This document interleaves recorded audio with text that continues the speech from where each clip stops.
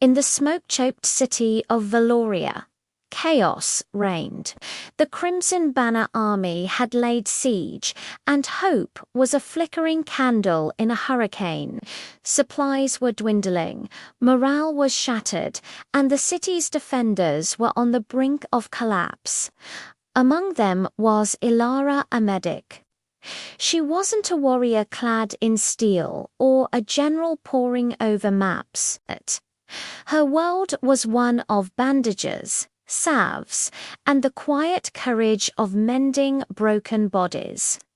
The enemy commanders, watching from their war tents, saw her as a symbol of Valoria's weakness. They'd sneer, "Look at them, sending a healer to the front. Their spirit is broken. A few more days, and the city is ours." They believed that once the medic, the embodiment of life and care, finally broke under the pressure of constant death, the entire city's will to fight would crumble. So they focused their psychological warfare on her. They'd shout taunts across the barricades, promising her a special, grim fate. They wanted to see her despair. But they underestimated Ilara. Every life she saved wasn't just a patient treated. It was a spark of defiance rekindled. She saw the fear in the soldiers' eyes. But she also saw the flicker of hope when she patched them up and sent them back to the line. She realized the battle wasn't just about swords and arrows. It was about spirit. While the generals fought a war of attrition, Ilara was fighting a war of hope. One evening, as the sky bled crimson, a high-ranking enemy officer was wounded in a skirmish near the city's main gate. His own men, fearing a trap, retreated and left him for dead. Valoria soldiers wanted to finish him, a small taste of revenge for all they had suffered. But Ilara stopped them. Ignoring their protests, she walked out into the dangerous no man's land, her medic's satchel in hand. The enemy archers on the walls held their fire, stunned into silence. They watched as this lone medic knelt beside their fallen commander, not with a blade, but with bandages.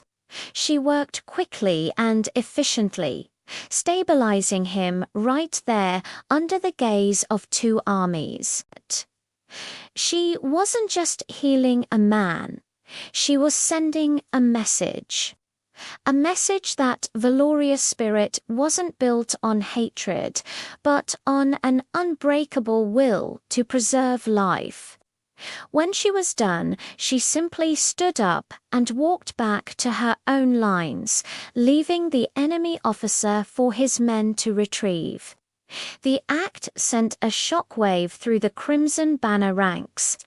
They saw a strength they couldn't comprehend. Their taunts had been about breaking her, but her quiet act of defiance had broken their certainty. How could they defeat an enemy who valued life, even an enemy's life, above all else? Doubt began to poison their morale. This single, profound act of mercy became the turning point. The Crimson Banner soldiers, already weary from a long siege, began to question their cause. Stories of the medic of Valoria spread like wildfire.